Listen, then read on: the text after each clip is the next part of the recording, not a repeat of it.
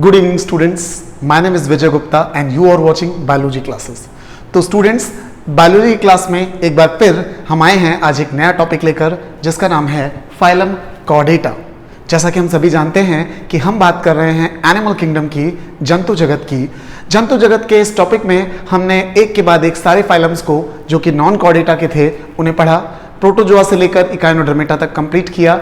उसके बाद मैंने आपको पढ़ाया पिछले वीडियो में हेमीकॉर्डेटा को, और हेमीकॉर्डेटा के बाद अब हम पढ़ने जा रहे हैं कॉर्डेटा, यानी कि एनिमल किंगडम का जो सबसे ज्यादा डेवलप फाइलम है, सबसे ज्यादा विकसित फाइलम है, उसे हम कहते हैं फाइलम कॉर्डेटा। और आज हम इस वीडियो में बात करने वाले हैं फाइलम कॉर्डेटा की। तो ये सबसे इंपॉर्टेंट फाइलम कॉर्डेटा है। चलिए शुरू करते हैं वीडियो को। सबसे पहले मैं आपको बताना चाहूंगा कि ये जो वर्ड है कॉर्डेटा, हमेशा की तरह ये कहां से आया है। तो आप देख सकते हो यहां पर लिखा हुआ है GR, मतलब कि जर्मन भाषा का ये शब्द है, और जर्मन भाषा में शब्द है कॉर्डे, जिसका मतलब होता है स्टिंग, यानी कि छड़। कॉर्ड का मतलब यहां पर क्या है? छड़नुमा रचना। मैं आपको समझाने की कोशिश कर रहा हूं कि अगर हम बात कर रहे हैं मनुष्य की, यानी कि ह्यूमन की, तो हमारी बॉडी में जो डॉर्सल साइड हमारी है, मतलब जो हमारा पिछला हिस्सा है, पृष्ठतल है, उस पर ये जो रॉड जैसे स्ट्रक्चर पाई जा रही है, जिसे हम कह रहे हैं वर्टिब्रल कॉलम, रीढ़ की हड्डी, बैकबोन। ये एक्चुअली इसका जो पहले रूप था वो क्या था? एक छड़ जैसी थी, और इस छड़ को कहा जाता है नोटोकॉर्ड। और ये नोटोकॉर्ड इस कॉर्डेटा के मेंबर्स में जरूर पाई जाती है। तो सबसे इंपॉर्टेंट कैरेक्टर जो कॉर्डेट्स का है वो क्या है? इनमें नोटोकॉर्ड का पाया जाना। इसके बारे में अभी आगे मैं फिर से बात करूंगा कि नोटोकॉर्ड क्या है। फिलहाल आपने जाना कि कॉर्डेटा वर्ड कहां से आया हुआ है। इसके बाद हम बात करेंगे इंट्रोडक्शन की। तो इंट्रोडक्शन में देखिए, नंबर ऑफ स्पीशीज अबाउट 55,000। इस संघ के अंतर्गत जो जातियां हैं उनकी संख्या लगभग 55,000, अबाउट 55,000 स्पीशीज यहां पर रखी गई हैं। इसके बाद आपको नेक्स्ट पॉइंट में बताया गया है वॉल्फर, एक साइंटिस्ट का नाम है वॉल्फर। 1880 इन्होंने 1880 में क्रिएटेड द फाइलम, इस संघ की स्थापना की। यानी ये जो फाइलम कॉर्डेटा है ये एस्टैब्लिश करने का जो क्रेडिट है वो वॉल्फर को जाता है, जिन्होंने 1880 में ये फाइलम एस्टैब्लिश किया। अब हम बात करेंगे जनरल कैरेक्टर्स की, बट जनरल कैरेक्टर जैसा कि हम लोग हमेशा पहले जनरल कैरेक्टर्स को पढ़ते हैं, आज कुछ अलग स्पेशल है। जनरल कैरेक्टर से पहले मैं आपको बताना चाहूंगा यहां पर ये जो फंडामेंटल कैरेक्टर्स हैं या जो प्राइमरी कैरेक्टर्स हैं इनके बारे में। अब आप सोच रहे होंगे कि ये फंडामेंटल या प्राइमरी कैरेक्टर क्या चीज़ है, तो आपको बता दूं कि जनरल कैरेक्टर्स तो हमने अभी तक सारे फाइलम्स में अलग अलग पढ़े हैं, लेकिन कॉर्डेट के अंदर कुछ ऐसे लक्षण भी पाए जाते हैं जो बहुत ही बेसिक हैं, जो बहुत ही प्राइमरी हैं। उन्हीं को हम कहते हैं प्राइमरी कॉर्डेट कैरेक्टर या फिर फंडामेंटल कॉर्डेट कैरेक्टर। तो जो कॉर्डेट के फंडामेंटल कैरेक्टर्स हैं उनको यहाँ पर एक डायग्राम के थ्रू आपको समझाया गया है। ये कोई एनिमल नहीं है, ये कॉर्डेट बनाया गया है जिसमें कि हमारे 3 प्रमुख कॉर्डेट कैरेक्टर्स दिखाए जा रहे हैं। देख सकते हो यहाँ पर लिखा हुआ है अ कॉर्डेट, एक ऐसा Chordata showing 3 primary chordate characters, जिसमें 3 प्राइमरी कॉर्डेट कैरेक्टर्स दिखाई पड़ रहे हैं। तो चलिए पहले इन तीनों कैरेक्टर्स को हम समझ लेते हैं, उसके बाद फिर हम बात करेंगे जनरल कैरेक्टर्स की। तो हम बात कर रहे हैं पहले फंडामेंटल कैरेक्टर्स ऑफ कॉर्डेट्स, यानी कि कॉर्डेट्स के आधारभूत लक्षणों की। Number 1, presence of notochord. Notochord, जैसा कि मैंने अभी आपको बताया, जिसे हम हिंदी में पृष्ठरज्जु भी कहते हैं, तो नोटोकॉर्ड कॉर्डेटा में जरूर पाई जाएगी। अब आप इस डायग्राम को जरा देखें। इमेजिन करें कि ये एक एनिमल है, ऊपर की तरफ डॉर्सल साइड और नीचे की तरफ वेंट्रल साइड होगी। डॉर्सल का मतलब पृष्ठतल और वेंट्रल का मतलब अधरतल। तो डॉर्सल साइड में आप देख सकते हो यहां पर ये जो रेड कलर की मैंने रॉड जैसी स्ट्रक्चर बनाई है, इसको लिखा हुआ है नोटोकॉर्ड। तो इस फाइलम के एनिमल्स में जो सबसे इंपॉर्टेंट कैरेक्टर है वो क्या है कि इनमें नोटोकॉर्ड यानी कि पृष्ठरज्जु पाई जाएगी, जो कि डॉर्सल साइड पर होगी। अब आपको यहां पर बता दूं कि जो लोअर कॉर्डेटा होते हैं, निम्न कशेरुकी होते हैं, उनमें ये नोटोकॉर्ड हमेशा रहती है, लेकिन कुछ जो डेवलप कॉर्डेटा हैं उनमें ये बदल जाती है हमारी वर्टिब्रल कॉलम में। जैसे अगर मैं मनुष्य की बात करूं तो हम लोगों में यहाँ पर नोटोकॉर्ड की जगह पर क्या है? वर्टिब्रल कॉलम है, रीढ़ की हड्डी है। तो जितने भी मेंबर्स में नोटोकॉर्ड बनी रहती है, उसके अलावा जिनमें नोटोकॉर्ड चेंज होती है उन्हें हम रखते हैं वर्टिब्रेटा में। अब ये वर्टिब्रेटा क्या होता है ये हम लोग आगे जानेंगे अगले वीडियोस में। फिलहाल आप ये समझ लें कि वर्टिब्रेटा एक सब फाइलम है कॉर्डेटा का, जिसमें उन एनिमल्स को रखा गया है जिनमें नोटोकॉर्ड नहीं होती, बल्कि नोटोकॉर्ड रिप्लेस हो जाती है, वर्टिब्रल कॉलम बन जाती है वहां पर। तो पहला कैरेक्टर आपने क्या याद किया है? प्रेजेंस ऑफ नोटोकॉर्ड, यानी कि कॉर्डेट का सबसे प्राइमरी कैरेक्टर क्या है कि इनमें नोटोकॉर्ड पाई जाएगी। इसके बाद जो अगला कैरेक्टर है वो है presence of dorsal nerve cord. आपको बता दूं कि नोटोकॉर्ड के ऊपर आप देख सकते हो, यहां पर आपको डॉर्सल ट्यूबुलर नर्व कॉर्ड दिख रही है। मतलब ये जो बॉडी है कॉर्डेट की, इनमें यहां पर नोटोकॉर्ड है और नोटोकॉर्ड के ठीक ऊपर डॉर्सल साइड पर ही ट्यूबुलर नालाकार नर्व कॉर्ड क्या होती है? तंत्रिका रज्जु होती है। हम सभी जानते हैं कि हमारी बॉडी के अंदर एक सिस्टम है जिसको हम कहते हैं नर्वस सिस्टम, यानी कि तंत्रिका तंत्र। तो नर्वस सिस्टम में ब्रेन आता है और ब्रेन से निकलने वाली हमारी स्पाइनल कॉर्ड आती है, तंत्रिका रज्जु आती है। वही यहां पर किस रूप में पाई जा रही है? वो पाई जा रही है नर्व कॉर्ड के रूप में। तो हम लोगों के पास नोटोकॉर्ड और नर्व कॉर्ड मिलकर एक हो गई और बन गई वर्टिब्रल कॉलम और उसके अंदर से गुजरने वाली स्पाइनल कॉर्ड। लेकिन लोअर कॉर्डेट्स में आप देख सकते हो नोटोकॉर्ड अलग है और नर्व कॉर्ड अलग है। तो सिंपल सी बात आपको क्या समझ में आई कि दो कॉर्डेट कैरेक्टर कौन कौन से हो गए? पहला कि प्रेजेंस ऑफ नोटोकॉर्ड, यानी कि इनमें नोटोकॉर्ड पाई जाती है, और presence of dorsal nerve cord, और नोटोकॉर्ड के ऊपर डॉर्सल साइड पर क्या पाई जाती है? नर्व कॉर्ड पाई जाती है। तो ये दो खास बातें हैं जो आपको ध्यान रखनी है, पहली नोटोकॉर्ड की उपस्थिति और दूसरी नर्व कॉर्ड की उपस्थिति। अब आते हैं हम थर्ड पॉइंट पर, that is presence of paired pharyngeal क्लेफ्ट्स और स्लिट्स। अब ये क्या चीज है? आप देख सकते हो यहां पर इस डायग्राम में, ये तो हो गई हमारी नर्व कॉर्ड, ये हो गई हमारी नोटोकॉर्ड, अब ये हो गई हमारी एलिमेंट्री कैनाल यानी कि आहार नाल। और इसकी शुरुआत किससे हो रही है? माउथ से हो रही है, और ये खत्म कहां पर हो रही है? एनस पर हो रही है। अब आपको पता है कि जो हमारी एलिमेंट्री कैनाल, जो हमारी आहार नाल होती है, उसमें पाया जाता है पैरिंग्स यानी कि ग्रसनी। तो हिंदी में इन्हें हम कहते हैं ग्रसनीय क्लोम दरारें या फेरेंजियल स्लिट्स और क्लेफ्ट। इनका एक और भी नाम है गिल क्लेफ्ट्स या गिल दरारें भी आप इन्हें कह सकते हो। तो जितने भी कॉर्डेट होते हैं उनमें लाइफ की किसी न किसी अवस्था में ये जो फेरेंजियल गिल स्लिट्स हैं ये अवश्य पाई जाएंगी।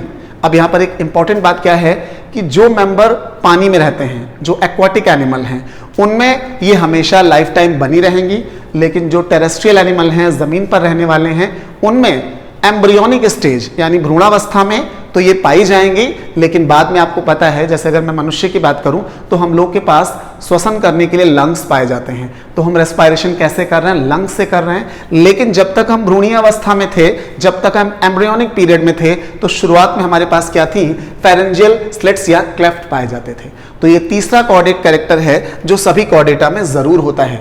तो मैं एक बार रिपीट करता हूं क्योंकि काफी इंपॉर्टेंट बातें हैं ये, कि सभी कॉर्डेट में ये तीन बातें जरूर होंगी। पहली कि इनमें नोटोकॉर्ड पाई जाएगी, दूसरी इनमें डॉर्सल साइड पर नर्व कॉर्ड पाई जाएगी, और तीसरी इनके फेरिंग्स से लगी हुई पेयर्ड फेरेंजियल क्लेफ्ट या स्लिट्स होंगी, जिन्हें हम गिल क्लेफ्ट्स भी कहते हैं, हिंदी में ग्रसनीय क्लोम दरारें। अब पेयर्ड क्यों हैं? क्योंकि एक इस साइड में होंगी और एक दूसरी साइड में होंगी, दोनों तरफ होंगी। तो ये तीन बातें जो मैंने आपको बताई हैं, these are the fundamental characters of chordate. अब इसके बाद हम बात करेंगे यहां पर जनरल कैरेक्टर्स की। उम्मीद कर रहा हूं कि फंडामेंटल कैरेक्टर्स आपको समझ में आ गए होंगे। तो ये तीनों बहुत ही महत्वपूर्ण है किसी भी एग्जाम के लिए। तो चलिए बात करते हैं जनरल कैरेक्टर्स की। जनरल कैरेक्टर्स के बारे में चूंकि हम पीछे से पढ़ते आ रहे हैं, तो कई ऐसी बातें होंगी जो आपको पहले से पता होंगी, लेकिन हमारे कुछ सब्सक्राइबर ऐसे भी हैं जो वीडियो को पहली बार देख रहे होंगे, तो उनके लिए मैं डिटेल में सारी बातें बताने वाला हूं। ध्यान से सुनिएगा। सबसे पहली बात आपको जनरल कैरेक्टर्स में बताई गई है कि दे आर एक्वाटिक, एरियल और टेरेस्ट्रियल। ये तीनों तरह के हैबिटेट में पाए जा सकते हैं। हैबिटेट का मतलब जहां ये एनिमल रहते हैं, तो पानी में भी हो सकते हैं यानी एक्वाटिक हो सकते हैं। एरियल वायवीय यानी हवा में भी रह सकते हैं, और टेरेस्ट्रियल का मतलब होता है स्थलीय। तो जलीय, वायवीय या स्थलीय तीनों प्रकार के हैबिटेट में पाए जाते हैं। कॉर्डेट्स हर जगह होते हैं। ठीक है, नेक्स्ट पॉइंट है बायलैटरल सिमेट्री।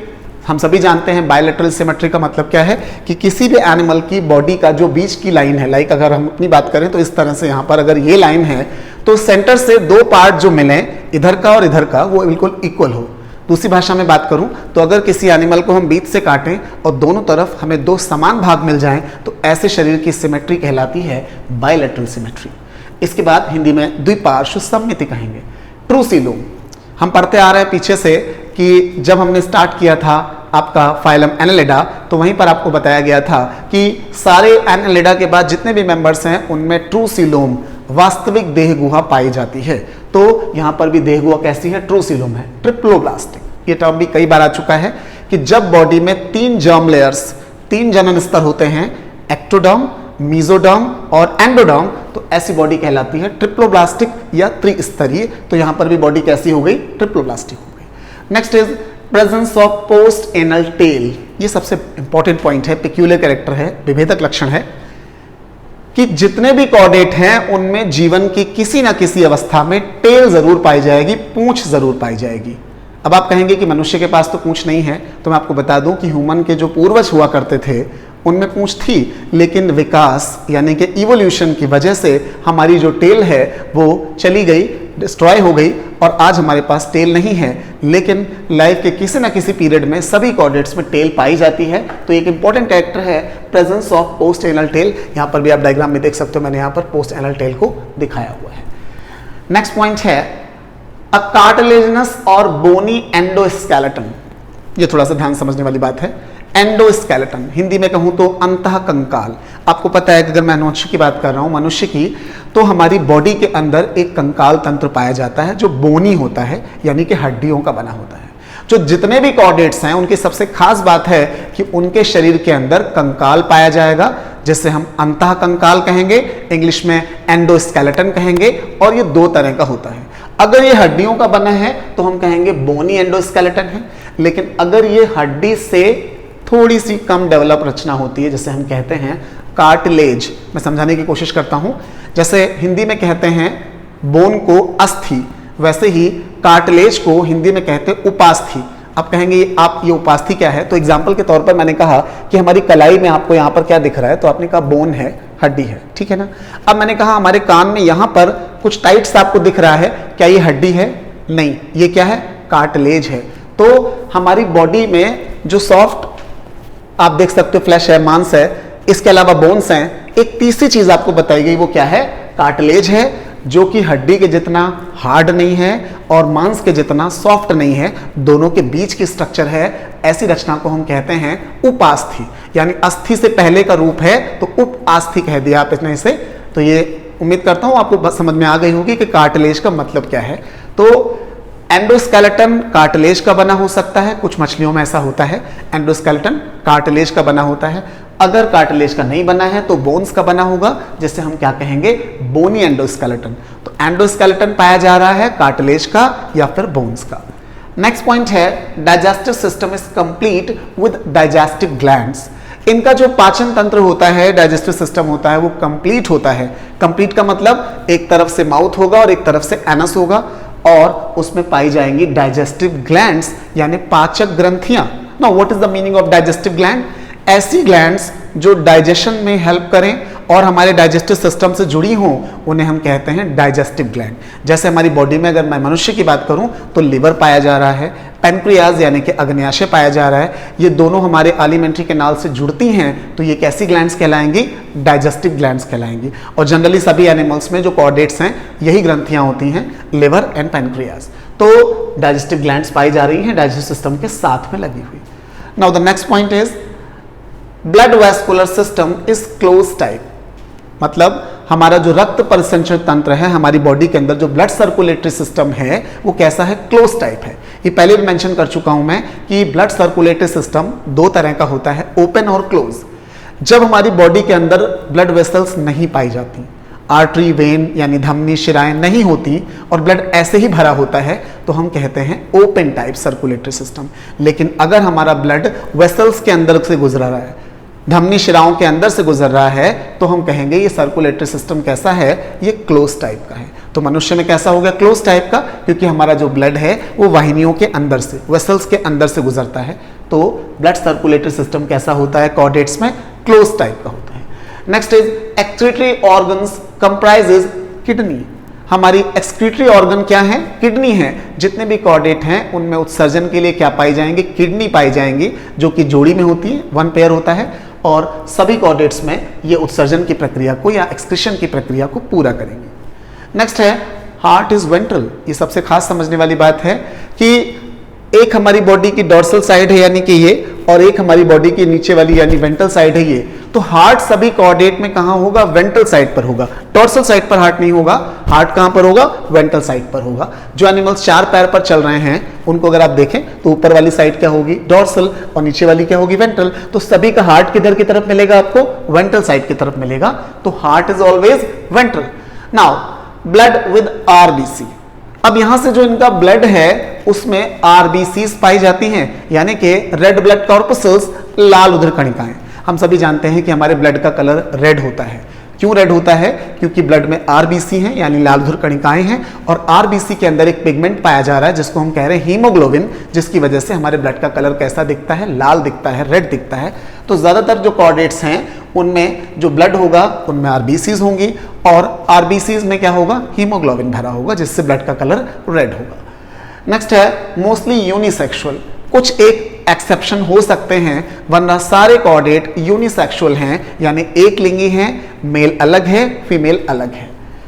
सेक्सुअल रिप्रोडक्शन, अब मेल अलग है, फीमेल अलग है, तो ये रिप्रोडक्शन कैसा करेंगे? सेक्सुअल करेंगे। सेक्सुअल का मतलब लैंगिक जनन करेंगे, मेल फीमेल मिलकर। Next is hepatic portal system is present. ये पॉइंट आपके लिए पहली बार आया है, तो मैं इसे थोड़ा डिटेल में बताना चाहूंगा कि what is the meaning of hepatic portal system. तो क्या है, जरा समझते हैं इसको। सपोज करें, मैं पर एक डायग्राम की मदद से आपको समझाने की कोशिश कर रहा हूं। मान लिया हमने आपसे कहा कि ये हमारा लिवर है। आपको पता है, मैंने आपको पाचन तंत्र के वीडियो में बताया है कि हमारी बॉडी के अंदर जो डाइजेस्टिव सिस्टम है उसमें लिवर पाया जाता है। अब लिवर के अलावा आपको कई ऐसी चीजें हमारे डाइजेस्टिव सिस्टम में दिखती हैं, जैसे मैंने कहा ये हमारा हो गया स्टमक। स्टमक के अलावा हमने आपसे कहा कि ये हमारी हो गई स्मॉल इंटेस्टाइन यानी कि छोटी आंत, ठीक है। ऐसे ही मैंने आपसे कहा कि ये हो गई हमारी लार्ज इंटेस्टाइन यानी कि बड़ी आंत। तो आपने क्या देखा कि हमारी जो डाइजेस्टिव सिस्टम है, हमारा जो पाचन तंत्र है, मैंने उसके अलग अलग भाग यहाँ पर बनाए हुए हैं। अब होता क्या है कि इन सभी भागों से हमारा फूड गुजर रहा है। जो भी फूड हमने लिया वो सारा इन सभी से होकर गुजरता है, स्टमक में आता है, स्मॉल इंटेस्टाइन में आता है, लार्ज इंटेस्टाइन में जाता है। इनकी दीवारों से कुछ ब्लड वेसल्स निकलती हैं, और वो सारी ब्लड वेसल्स जो होती हैं आपस में मिल जाती हैं, और फाइनली उस फूड के एब्जॉर्प्शन को कहां पहुंचा देती हैं? लिवर में। मतलब जो भी फूड हमने खाया उससे जो हमें पोषक तत्व मिले, न्यूट्रिएंट्स मिले, वो सारे इन ब्लड वेसल्स के माध्यम से कहां जाकर इकट्ठे होते हैं? लिवर में इकट्ठे होते हैं। तो आपने क्या देखा कि हमारे डाइजेस्टिव सिस्टम के अलग अलग ऑर्गन्स किसके माध्यम से कनेक्ट हैं? ब्लड वेसल्स के माध्यम से कनेक्ट हैं। कहां? हमारे लिवर में। तो ये हमारा लिवर है, और इस लिवर से हमारे सारे पाचन तंत्र के अंग जुड़े हुए हैं, यानी सारा न्यूट्रिशन ब्लड के माध्यम से कहां जा रहा है? लिवर में इकट्ठा हो रहा है। तो ये जो एक सिस्टम आपने देखा कि यहां पर एक सिस्टम मेंटेन हो गया कि ब्लड का कनेक्शन लिवर के साथ हो रहा है, इस सिस्टम को हम कहते हैं हिपैटिक पोर्टल सिस्टम, यकृत निवाहिका तंत्र, यानी ऐसा तंत्र जिसके अंतर्गत हमारे आहार नाल के अलग अलग भागों का ब्लड आपस में मिलकर पहुंचता है लिवर के अंदर। ब्लड वेसल्स के द्वारा इस सिस्टम को कहा जाता है हिपैटिक पोर्टल सिस्टम। इसके बाद अगला पॉइंट हमारा है a well developed nervous system is present. अभी तक जो नॉन कॉर्डेटा हम पढ़ रहे हैं तो उनमें हमने देखा कि उनका जो नर्वस सिस्टम होता है वो बहुत ही ज़्यादा डेवलप नहीं होता, लेकिन कॉर्डेट्स हैं चूंकि और ज़्यादा डेवलप एनिमल्स हैं, तो इनमें जो नर्वस सिस्टम है, जो तंत्रिका तंत्र है, या सामान्य भाषा में कहें तो जो बुद्धि ब्रेन है, वो बहुत ही ज़्यादा विकसित होता है। इसके बाद next is development is generally direct. आपको पता है कि मेल फीमेल जब आपस में कॉपुलेशन करेंगे यानी सेक्स करेंगे, मैथुन करेंगे, उसके बाद होगा फर्टिलाइजेशन यानी कि निषेचन, और निषेचन के बाद जो जाइगोट बनेगा वो डेवलप होकर एडल्ट में बदलेगा। लेकिन अगर डेवलपमेंट होने में लार्वल स्टेज आए, यानी कोई लार्वा बने बीच में फिर एडल्ट बदले, तो हम कहते हैं कि डेवलपमेंट इनडायरेक्ट हो रहा है, क्योंकि पहले लार्वा बना है फिर एडल्ट बना है। लेकिन अगर कोई लार्वल स्टेज ना हो, जो भी जाइगोट बना है, जो बच्चा पैदा हुआ है, वो एडल्ट के समान ही हो, केवल आकार में छोटा हो और विकसित होकर एडल्ट में बदल जाए, तो ये डेवलपमेंट कैसा कहलाएगा? डायरेक्ट कहलाएगा। तो डेवलपमेंट जनरली कैसा होता है? डायरेक्ट होता है। Means there are no larval stages, यानी कि इनमें कोई लार्वा नहीं पाए जाते जनरली। लास्ट पॉइंट मैंने आपको बताया कि they are cold blooded. Poikilotherm, अब इस पॉइंट को भी ध्यान से समझें, कोल्ड ब्लडेड हिंदी में कहेंगे ठंडे रुधिर वाले, इसी के लिए बायोलॉजी में टर्म यूज करते हैं पोइकिलोथर्म। इसका मतलब क्या होता है? कुछ ऐसे कॉर्डेट हैं जैसे फिशेज मछलियां, एम्फीबिया यानी उभयचर, रेप्टाइल यानी सरीसृप, सांप, छिपकली, मेंढक, मछलियां, इनमें क्या होता है कि इनकी बॉडी का जो टेम्परेचर है वो बाहर के टेम्परेचर के हिसाब से बदलता रहता है, यानी ताप समान नहीं होता, इसलिए इन्हें हम असमतापी कहते हैं हिंदी में, इंग्लिश में कोल्ड ब्लडेड कहते हैं और बायोलॉजी में पोइकिलोथर्म बोलते हैं। दूसरा टर्म है और वार्म ब्लडेड। वार्म ब्लडेड का मतलब गर्म रुधिर वाले, इसके लिए बायोलॉजी में शब्द आता है होम्योथर्म, हिंदी में कहेंगे समतापी। समतापी का मतलब ऐसे जंतु जिनके बॉडी के अंदर का टेम्परेचर हमेशा समान रहता है, बाहर के एटमॉस्फेयर के हिसाब से नहीं बदलता, उन्हें हम कहते हैं वार्म ब्लडेड या होम्योथर्म या समतापी। और इसमें दो कैटेगरीज आती हैं जिनको आप आगे डिटेल में पढ़ोगे, सारे पक्षी जिन्हें हम क्लास एवीज में रखते हैं और सारे स्तनधारी जिन्हें हम क्लास मैमल में रखते हैं। तो मैमेलिया यानी स्तनधारी और एवीज यानी पक्षी, ये कैसे होते हैं? ये वार्म ब्लडेड होते हैं, गर्म रुधिर वाले होते हैं, इन्हें आप होम्योथर्म कहते हो। ये अपनी बॉडी के टेम्परेचर को कांस्टेंट रख पाते हैं। तो ओवरऑल बात क्या निकल कर आई कि कॉर्डेट दोनों तरह के हैं, कुछ कॉर्डेट कोल्ड ब्लडेड भी हैं और कुछ कॉर्डेट वार्म ब्लडेड भी हैं, ठंडे रुधिर वाले भी हैं और गर्म रुधिर वाले भी हैं। तो ये थे आपके कॉर्डेट के जनरल कैरेक्टर्स। अब इस डायग्राम में आपने देखा, सारी बातें आपको समझ में आ गई होंगी, फिर भी मैं एक बार रिपीट कर देता हूं कुछ खास पॉइंट्स को। ये एक कॉर्डेट है, आप ऐसा इमेजिन कर लें। इसमें आप यहां पर देख सकते हो एक नोटोकॉर्ड आपको दिख रही है। तो पहला पॉइंट जो खास से याद रखने वाला वो क्या है? नोटोकॉर्ड पाई जाती है। इसके बाद इसी के ऊपर एक डॉर्सल नर्व कॉर्ड है, एक डॉर्सल ट्यूबुलर नर्व कॉर्ड है, जो दूसरा पॉइंट आपका हो गया। इसके बाद आपने देखा कि ये इसकी एलिमेंट्री कैनाल यानी कि आहार नाल है, जिसमें एक तरफ माउथ है, एक तरफ एनस है। इस पर पाई जा रही हैं फेरेंजियल गिल स्लिट्स या गिल क्लेफ्ट्स कह सकते हैं आप इन्हें गिल स्लिट्स भी कहते हैं। ये रेस्पायरेशन यानी श्वसन करती हैं। कुछ कॉर्डेट में ये जीवन भर रहती हैं और जो जमीन पर रहने वाले हैं उनमें ये बाद में विलुप्त हो जाती हैं। इसके बाद आप देख सकते हो कि यहाँ पर लास्ट में ये टेल, यानी कि सभी कॉर्डेट की लाइफ में कभी ना कभी किसी न किसी स्टेज में टेल जरूर पाई जाती है। तो ये कुछ खास प्राइमरी कैरेक्टर्स थे जिनको इस डायग्राम में डिस्क्राइब किया गया है। तो इस वीडियो में फिलहाल इतना ही। उम्मीद कर रहा हूं कि जो भी बातें मैंने आपको बताई होंगी इस कॉर्डेट के वीडियो में वो आपको अच्छे से समझ में आ गई होंगी। फिर भी अगर आपको कोई कंफ्यूजन है, कोई क्वेश्चन आप करना चाहते हैं या मेरी कोई भी बात आपको समझ में नहीं आई है तो बिल्कुल आप कमेंट सेक्शन में पूछिएगा, उसका आंसर आपको जरूर मिलेगा। अगला वीडियो हम कॉर्डेट के क्लासिफिकेशन पर लेकर आएंगे, इनका वर्गीकरण करेंगे और उसके बाद इनके जो क्लास हैं जैसे फिशीज है, एम्फीबिया है, रेप्टिलिया है, एवीज है, मैमेलिया है, इन पर सेपरेट वीडियोस में अलग अलग लेकर आऊंगा। तब जाकर हमारे ये एनिमल किंगडम जो है वो कंप्लीट होगा। तो इस वीडियो में फिलहाल इतना ही। Thanks for watching, have a good day.